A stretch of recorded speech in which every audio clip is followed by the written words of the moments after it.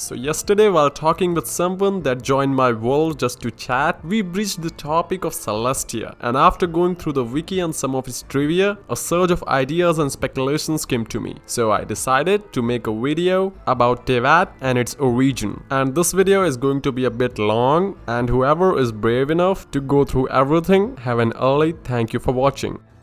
So my theory will be based on 5 chapters, and now let's start. Chapter 1, the Reshape. So the primordial one, which is something or someone that managed to go from its own bubble universe to the one where the planet with Teyvat resided on, and the personification of Pelmora killed the beings that used to rule Teyvat, the 7 bishops, and with the powers that seem able to bend the laws of universe, reshaped the planet inside out, shifting its gravity and made humans and other creatures to rule over, spreading them across the hollow planets inside. And this new planet, astronomical in size, would basically be hollow and have a false sky inside it, with stars, constellations and moons to mimic the outside world. Meanwhile, this led to many ancient civilizations from the pre-reshape era to be made to appear upside down. If someone wants to find them, then they need to go underground to find the real truth. And that's how the first chapter ends. Chapter 2, the Primordial Battle, the 4 shades and the Demiurge. Eventually, another being of similar power waged war on the Primordial One, throwing the land into chaos and eventually leading the Primordial One into splitting into 4 shades. One of them being Izurath, that controls time, and others potentially being shades with control over space, gravity and antimatter. This is just my speculation, remember. So one of 3 other shades we don't know of, it being the personification of Sophia, one of the aspects of Pelmora, gave birth to a being that would be the personification of the Demiurge. The Demiurge would then hide the truth about the origin of the world and make themselves to be the solar ruler of Teyvat, creating beings that would act as lesser gods, which is also the celestial gods, and Celestia itself to rule over a small population of humans for assumption, destroying civilization using nails if they ever did something. And this is how the chapter 2 ends. Chapter 3, the Arkhan War and the truth it hid. So celestial gods would then manage the small world below, but Orobakshi, one of the man creatures that had powers above humans and seen by humans as gods, which they were not, leaned about the truth of the world from a civilization that was sunk during the battle between the primordial one and the second that came, making it keep records of those times that were lost till then from the chaos of the battle between both entities. Celestia would then create a reason to force Orobakshi to its death, creating the Arkhan War as a way to not raise suspicion of Celestia. So Celestia would create the Arkhan War and threaten Orobakshi with the death of people he protected if he did not walk to his death by attacking Narukami Island, then ruled by the twins Baal and Beel. The Arkhan War also gave Celestia a good way to control over the world below, creating 7 regions controlled by the newly assigned Archons that were now worshipped by the humans that remained. And that's how the chapter 3 ends. Chapter 4, Visions and Celestia Hierarchy. So eventually Celestia decided to create visions that would give humans powers akin to beings they worshipped and the many that once roamed the world before Arkhan War, giving those people a chance to reach godhood, maybe for their own amusement, or maybe to better control humans and to prevent them to search for things like Chemia, and also be made to seen as these benevolent beings bestowing gifts to the below, or just to have something for celestial gods to rule over more directly than the Archons. Either way, they would become what I call human gods, but still they are under control of Celestia by being no more godly than the Archons they worship, creating a hierarchy of Demiurge. And that's how the hierarchy was created. First Demiurge, then celestial gods, then Archons and human gods, then Allogenes, which are Genshin humans. And that's how the chapter 4 ends. And finally the chapter 5, Chemia and the Calamity, the truth it tried to hide. So eventually the Calamity of 500 years ago happened, and Celestia took the opportunity to purge Khanvia, a civilization outside their eyes that managed to prosper using art of Chemia, a teaching most likely left from the era of the Primordial One, or a leftover from that time. This Chemia would be something above alchemy, and it would lead Khanvia to quickly reach new heights. But when daughter